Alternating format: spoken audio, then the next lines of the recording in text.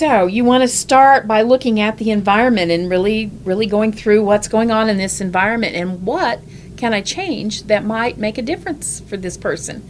What modifications can I make in the environment? And then you want to look at that job, that task, that skill that you're asking a person to do. Is the job something he can do?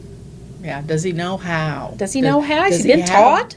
Does he have a support to show him how? If you've told him 25 times, then show it. Put it on a little visual activity sheet or something to show him what to do. This is about where to start as far as if you want some particular kind of behavior to change. Check the environment out first and eliminate that. Then go to your task or skill, like Terry was saying. Does he know how to do it? Does he enjoy doing it? Can he do it with supports? Yes. Yeah. Yeah. And then the last place you want to go and look is the changing the behavior from one thing into another, because that by far and away is your biggest challenging, takes the most time. If I can just flip the switch off and make the light dimmer, or if I can turn the fan off, or if I can make it cooler in here, or if I can spread the clothing racks, 6 feet apart and everything's fine, that's a whole lot easier than trying to encourage your person to tolerate the fan or not worry about the light or get used to the closeness of the clothes. That's going to be so difficult for you to do. So look at environment first, look at what you're asking him to do, and then finally look, does he have the skill set? Do we need to change the behavior somehow?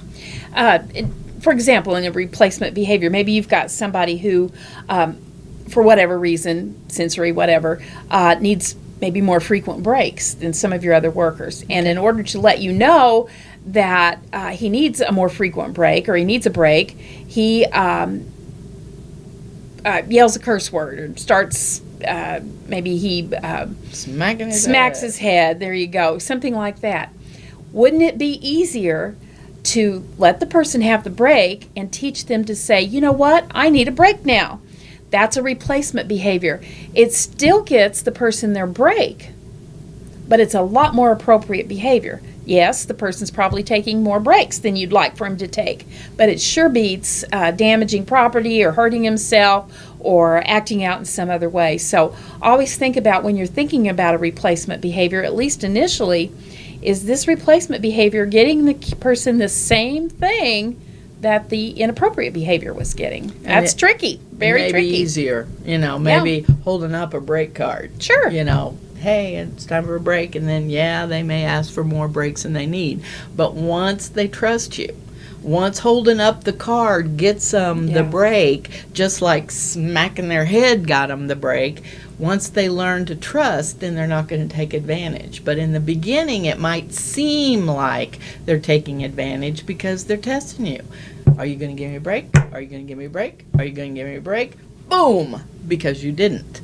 But if you'll be consistent with that and keep your word, it'll eventually even itself out, and they'll be asking for a break when they need a break and leaving it alone when they don't. This is a paradigm shift for a lot of people, and it's really hard for them to get on top of it. But believe us, this does work. I promise. It works, and it's the way to go.